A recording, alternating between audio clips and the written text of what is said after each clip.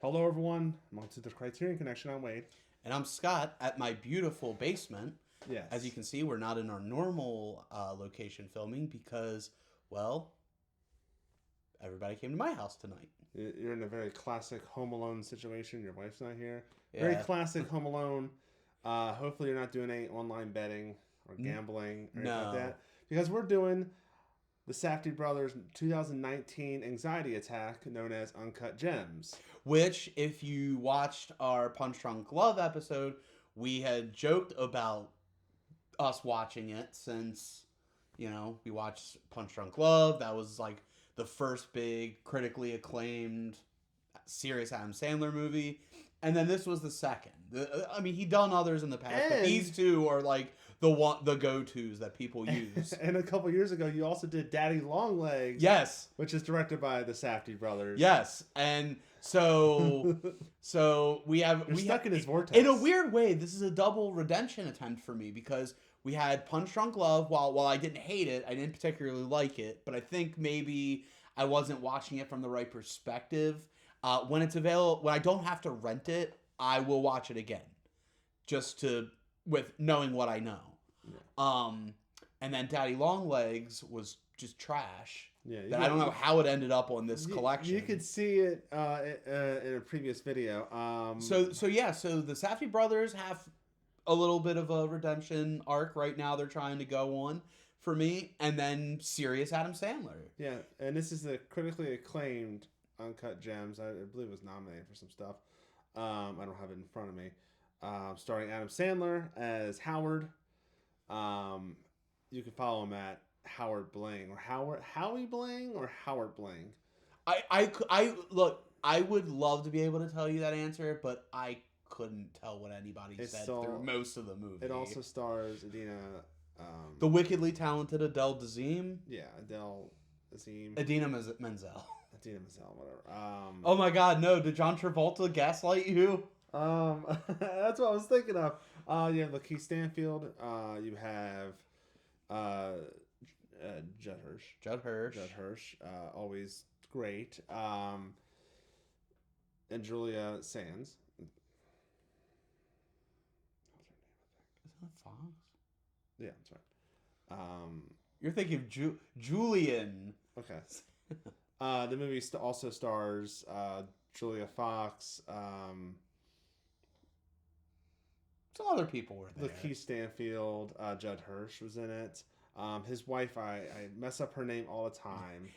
You want to say the wickedly talented Adele Dazeem? It's Idina Menzel. Yes.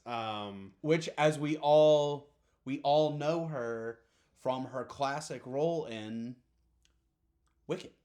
Yeah. And nothing else. She had nothing else. Let it go. There's maybe the inside of Adam Sandler's colon. I really want to believe that was a legit Adam Sandler colonoscopy. Because everyone always jokes that Grown Ups is just him and his friends filming a movie while they're on vacation. Maybe it was like, I got a colonoscopy coming up. Why don't we record it? And the Safdie brothers are like, okay. I mean, we don't really have a sense of timing or what people actually want to watch. Yeah, we'll watch them stick a hose up your ass. There was also you were having a double redemption. I had a colonoscopy a couple months ago, so it kind of works out that we're doing this. I like the colonoscopy intro credits. It's fine because it's very apropos for what you're going to get into, where you're going to mostly clench your butthole a little bit by how much anxiety, and I guess this is also something that has to do with people that have gambling addictions and stuff like that. This movie's definitely a big cautionary tale for gamblers. Just stop. You can watch the movie and be like, you got the money. You could pay Aldo or Arno. You could pay Arno off. You can do it. Stop. And he keeps doing it. He keeps going. He wants that win. He wants that. I want that win. Because that's the thing. He's I think in a way he's so addicted to the gambling that maybe in a weird way he kind of does that so he never has to stop. Yeah. You know what I mean? Because then it's the high of winning is so strong for him. But speaking of winning, we've got Kevin Garnett's in it. Yeah. Also, The Weeknd has a cameo. Yeah, I was getting a little. This movie also takes place in 2012, so this is like early, like I think The Hills, the Weeknd era. So it's not the current era of The Weeknd. Yeah. I was a little nervous though, because with this and The Idol, I was really worried that like it's like, damn, does this dude only want to do like film and television projects if he's allowed to be a creepy sex pervert? But he I don't even think he got to first base. No, that wasn't the plan because she had her own thing. So basically, Howard is basically he owns like a jewelry store, but he's also like really big into gambling, with basketball in particular, and pawning things, and just basically trying. I think he's just addicted to the deal. He's addicted to the thrill of winning, and he owes money to Arno, who may be related to him, because he's like that your family's embarrassed. I think he may be a family friend. Well, I got the vibe that maybe he like married into the family. Yeah, he's not part of the family, but he married in, or he's a family friend, whatever. And then you deal with the uncut gem, if you will. The black opal. The black opal. It's not even a gem. It's an opal. Yeah. Which false advertising. There was not a Daddy Longlegs in Daddy Longlegs. And now there's no gem in Uncut Gems. And no one in Good Times had a good time. Yeah, I'm gonna be real. That John Amos cameo, I thought he was just like joking. When he was like, "Oh yeah, it's the guy from Good Times," and like he would knock on the door and he just wouldn't answer. Son of a bitch! He didn't answer, and it was him. That got me. I'll admit that got me. So basically, it's just one big anxiety attack going over and over and over, and he really has a problem, and he sometimes gets locked into his trunk. He gets beat up. You also have Arno's. I couldn't get if they were Arno's crew or were they hired help. Again, the ending makes that real. That I was very confused. And here's the thing: maybe I would know what was going on a lot more of the time if like people weren't constantly talking over each other to where you don't know what the fuck is going on. If like the music was mixed lower to the point where it didn't drown out a lot of the dialogue. The music, I found like there are so many times where like I feel like by the end of the movie, if this was like a better, because I will say one thing I'll give it credit over Daddy Longlegs is the visuals look a lot better. They actually realize people want to actually like look at stuff and they want it to look good. The problem is the audio is trash in this movie. I still don't. I mean. I say this a lot, but I do think, part of this is, you've got the A24 crowd. They'll just accept anything that they're given. You can give me crap all you want. I believe this. You will not change my mind. I think that had his views. See, the fact that you even have to say that. No, I'm just letting the comment section below when the hate's being thrown. It's not me saying it. I'm just saying you guys sold your soul to a film production company. That's fine. I have stuff that I like that I know, like, if I see that logo, I know I'm going to get quality. Nickelodeon. It's just, dude. Too soon. Hey, dude. Dude. But it's all that. But the audio is just really bad. It's not I was praying in the first 15 minutes. I was praying for a scene with just two characters, and even when I get it, it's just like. I don't know. And look, I know people are going to say in the comments, it's supposed to be like that. Here, look, again, I get it. I have seen a movie before. But when that's not something I like, it doesn't matter if that was the purpose, if that makes sense. It's not just, I don't think it's A24, but I know it's a lot of modern movies. Well, the Safdie brothers, like you said, they do have a bit of a following. I'm talking about just movies in general these days. I have noticed there's been a lot of like issues with mixing, with the music being just as loud as the dialogue, and it's not just A24 or the Safdie brothers. No, I noticed a lot of. I always thought it was like, it's because I'm like in a theater, and it's just maybe I'm sitting in the wrong area of the theater.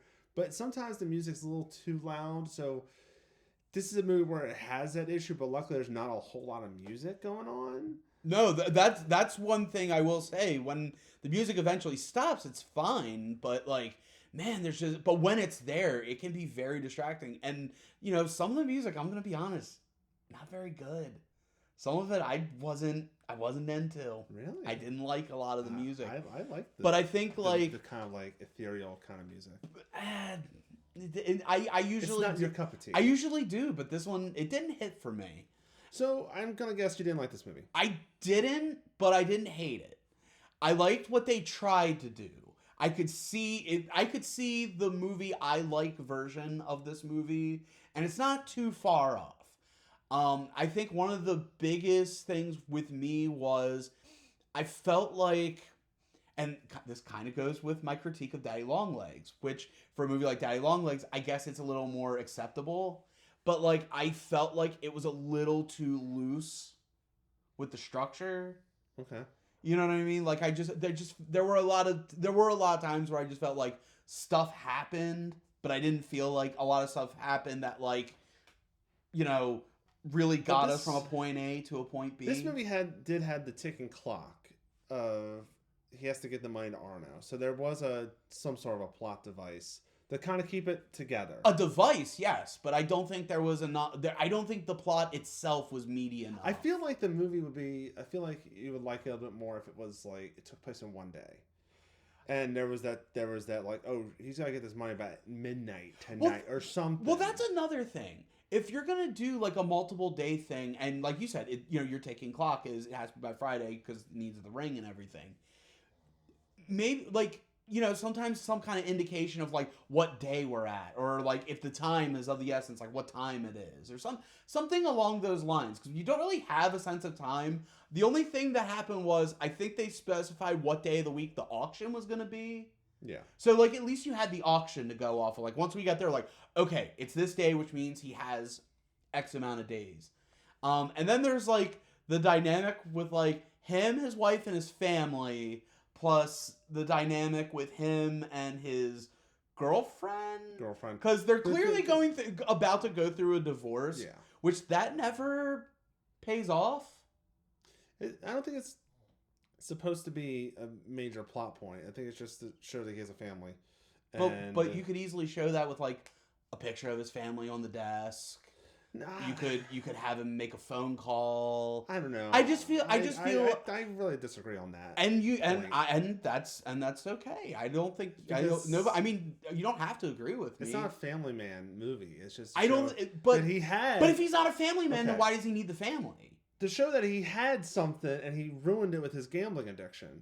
It's to show like he has 3 kids and a very attractive wife, and he's basically squandered. You know what happened? But he technically squandered it away. But he technically didn't lose it. They're still married. He still has his family. He didn't lose. The only thing, I don't want to say what he did lose, but no, he did. I think it's in the process of the marriage has fallen apart. They're in the process. They're not completely divorced because they probably share custody, or he still wants to be in the kids' lives because the kids are younger. One is like freaking, has to be read bedtime, right? Has a bedtime. They need to be there reading a story to him or something like that, or say goodnight. He's still present, but he probably doesn't sleep there at all. He just is there in their lives more, it shows that he has some sort of like care in the world because he's very like, it's mostly just showing that he's, he had the family, he had all that stuff, and his crazy brain is just kind of ruining it, and it's probably how a lot of gambling addictions happen.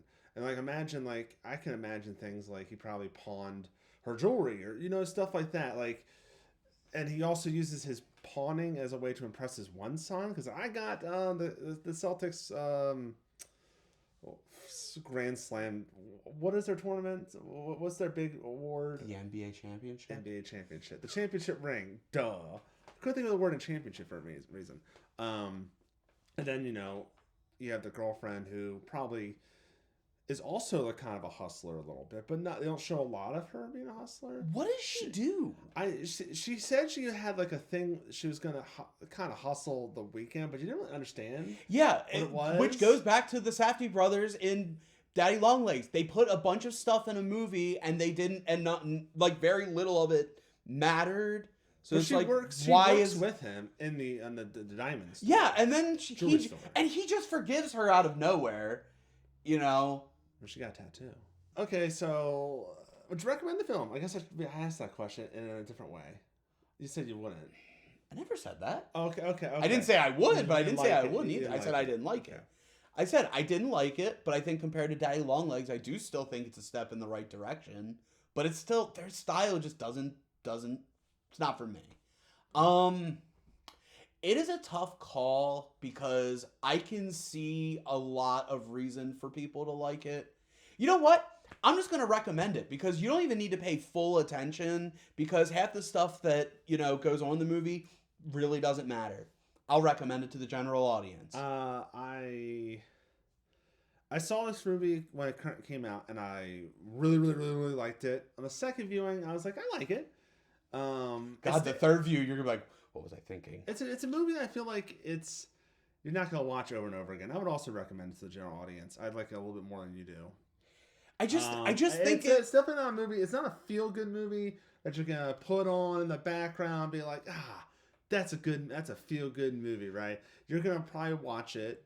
I don't know when the next time I'm gonna watch this film. It's just not a film I feel like it's gonna have a lot of rewatchability because of how frantic and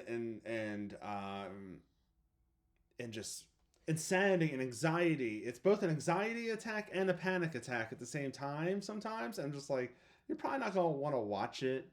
Well, I think, based on what you're saying, like, I would say it depends on how invested you are. Like, you were clearly more invested than I was. So for you, you're into this world. So, like, for you, it feels like a panic attack, feels like this. For me, I was really not that invested. So for me, it's more like, what am I supposed to feel here? Everyone's angry. Everybody's yelling. I don't know what I don't know what I'm supposed to care about. I don't know what matters. I did not have a good time, but I didn't have a bad time. Did not have a bad time. So tune in next time whenever Criterion acquires Good Times. Basically, wait till the next serious Adam Sandler movie comes to Criterion, and we'll go off that. So based off Punch Drunk Love, we're gonna have to wait another. That came out in what, 2002? 2002? Hoobie Halloween. 2003. So that means we'll have to wait another 15 years. Well, don't worry, we have Hoobie Halloween that we did. You can also watch somewhere on our channel.